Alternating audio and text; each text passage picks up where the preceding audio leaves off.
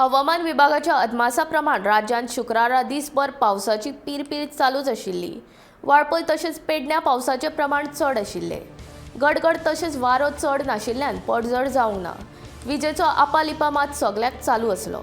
फुडले 4 दीस कांय वाठारांनी पावस पडटलो। बेरेस्तारा दनपारा सावन सुरू जाल्लो पावस शुक्रारा मेरेन दिसभर चालूच आसलो। सकाळी पावसाचे प्रमाण उणे आशिल्ले।